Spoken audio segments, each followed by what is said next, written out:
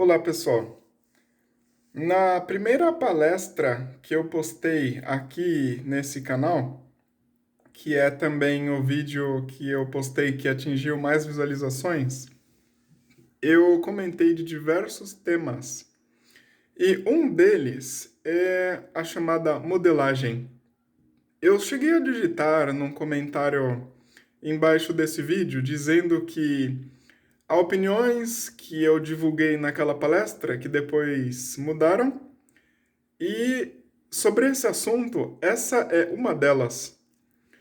A primeira vez que eu tive contato com esse tema diretamente foi através do livro de programação neurolinguística do Anthony Robbins, que é um coach e palestrante americano.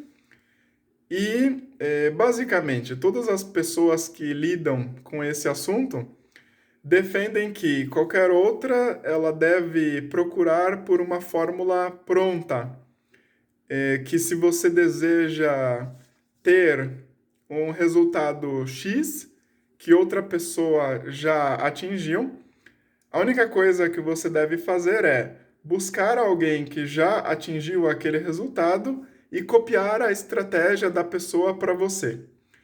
De certa maneira, não é um raciocínio equivocado. Por quê?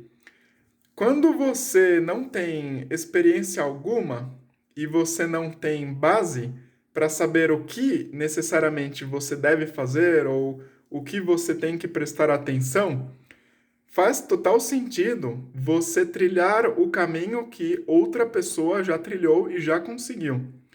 Há pessoas que trilharam caminhos mais rápidos, outras que trilharam caminhos mais curtos.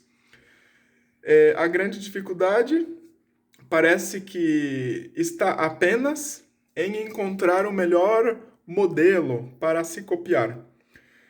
Mas, depois de muitos anos onde eu pesquisei, estudei diversas biografias, eu posso dizer para vocês, sem medo de errar, que há sérias limitações nesse tema que normalmente as pessoas que lidam com neurolinguística não consideram.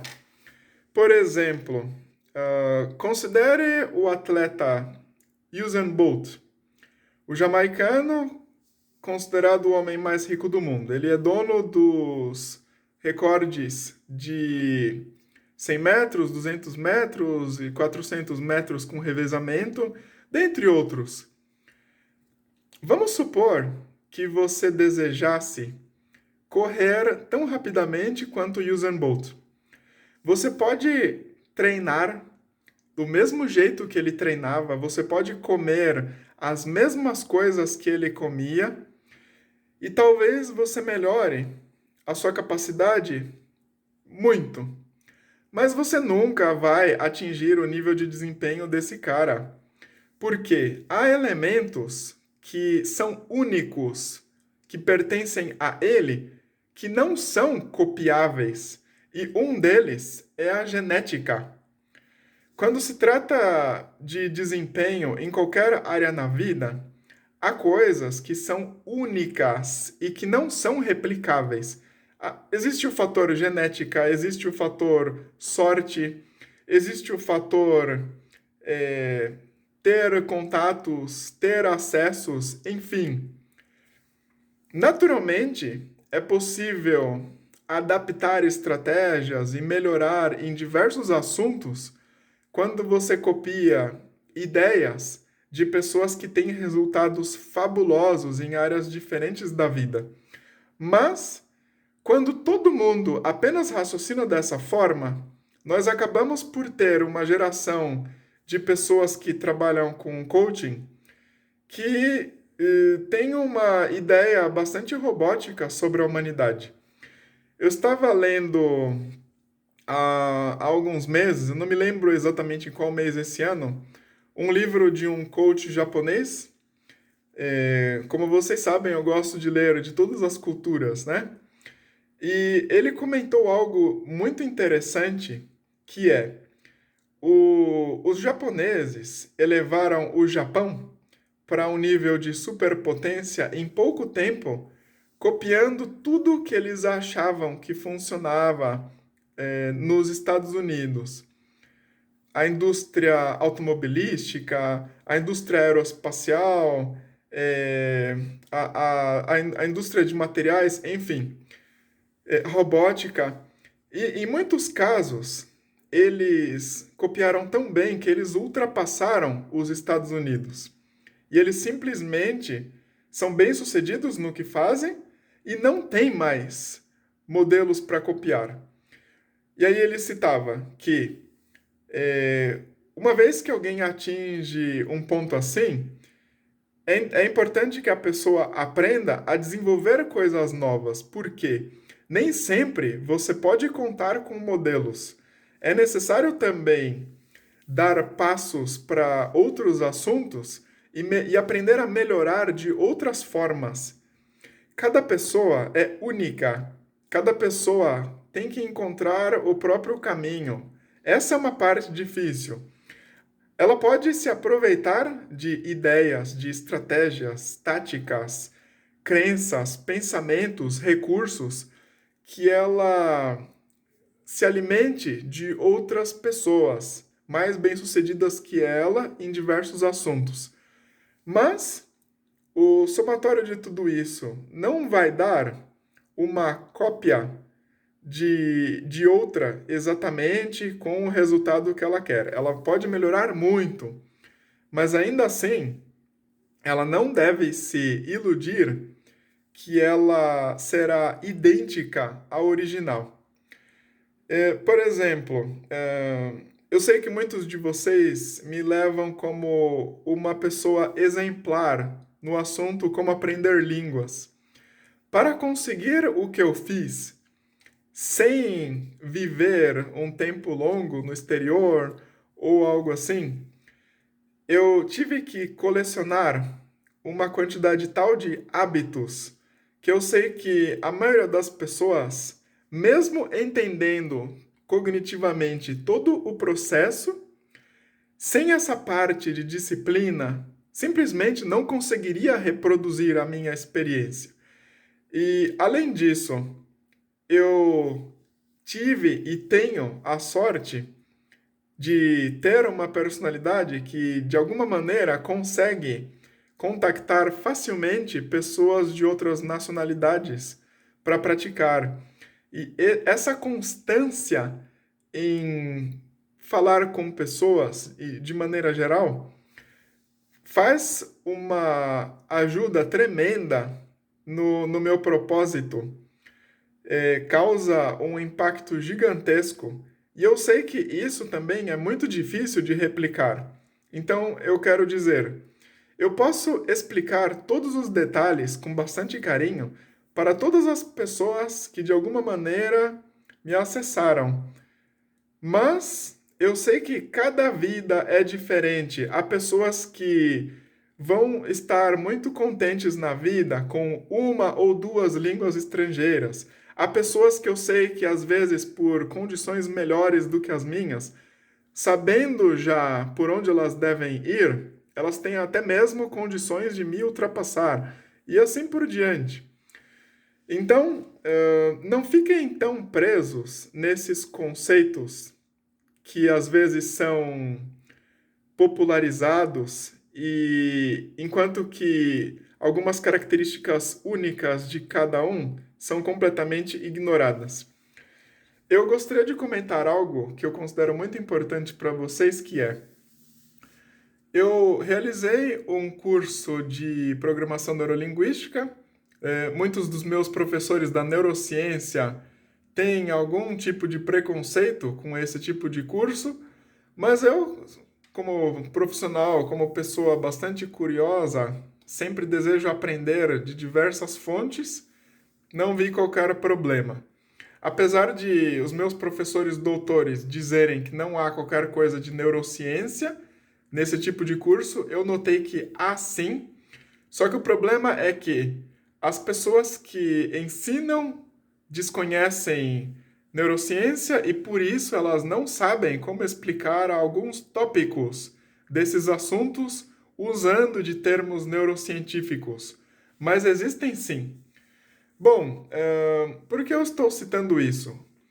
Quando a treinadora desse curso comentou sobre modelagem, havia uma pessoa de outro estado que disse que tinha dificuldade para aprender inglês e que gostaria de modelar, isto é, copiar as estratégias de alguém que ela conhece que já fala inglês bem. E a treinadora começou a sugerir para ela que ela se imaginasse dentro do corpo da pessoa e perguntou para ela como ela se sentiria se ela já falasse a língua e assim por diante. Na minha opinião, como cientista, como leitor, não é algo tão efetivo esse tipo de coisa. O que eu entendo como modelagem é copiar a estratégia que o melhor num determinado assunto tem para que você facilite o seu próprio caminho. Não apenas ficar se imaginando na posição da pessoa. Isso não vai causar que ela aprenda inglês. O melhor seria, na minha opinião, que ela tivesse conversado comigo e perguntado para mim quais coisas eu recomendo que ela fizesse, em qual ordem, em quanto tempo, e simplesmente aproveitasse de todos os conselhos.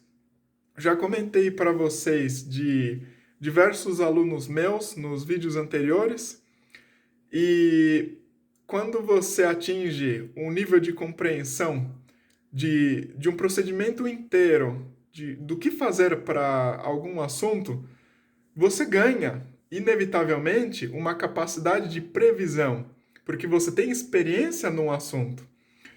E eu tento transferir diversos conceitos que eu mesmo modelo, fazendo observações, fazendo reflexões, lendo muito, para facilitar a vida das pessoas que querem aprender línguas, principalmente.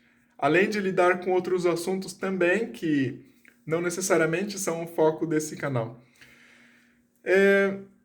Lembrem-se disso, vocês podem sim copiar estratégias, mas sempre levem as suas próprias limitações, as suas próprias características de vida e características únicas, eu diria, em consideração ao considerar essas estratégias também. Só modelar não basta, você tem que avaliar a sua própria vida para conseguir ter os resultados. E, naturalmente, nunca é demais falar disso, vale a pena ter um instrutor, alguém que fique o tempo inteiro apontando para você por onde você deve seguir. Porque sem isso, se você ainda não tem uma experiência vasta para observar a própria situação, então fica um pouco mais difícil e seu caminho é mais longo, mais tortuoso e mais custoso, naturalmente. Você pode chamar isso de mentoria, coaching, auxílio, tanto faz. Mas o ponto é, toda pessoa de grandeza da história reconhece as próprias limitações e procura ajuda. Eu estava lendo um livro com as biografias de 5 cientistas famosos: o Newton, o Einstein, o Kepler, o Galileu e o Copérnico. E é impressionante como essas pessoas tão proeminentes tinham consciência de que, para elas terem se elevado tanto, elas dependeram de outros que abriram caminho para elas, e elas também tinham consciência que elas tinham condições de abrir o caminho para outras pessoas. É a mesma coisa que eu desejo fazer.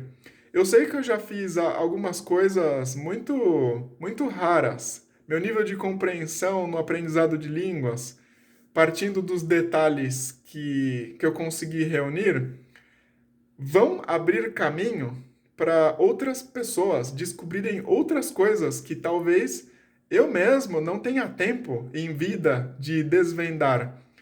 Se eu tivesse tempo infinito, com toda certeza eu iria estudar cada vez mais coisas. Mas como o tempo de todos é limitado, eu tenho que fazer escolhas também. Mas eu fico muito contente que eu tenho certeza que eu já descobri coisas suficientes para abrir caminho para os próximos. Isto é, eu sei que eu sirvo como um modelo, como um exemplo útil e aproveitável para vocês, e eu espero também gerar novos modelos no futuro. Bom, esse é o vídeo de hoje, eu espero que vocês tenham gostado e até o próximo.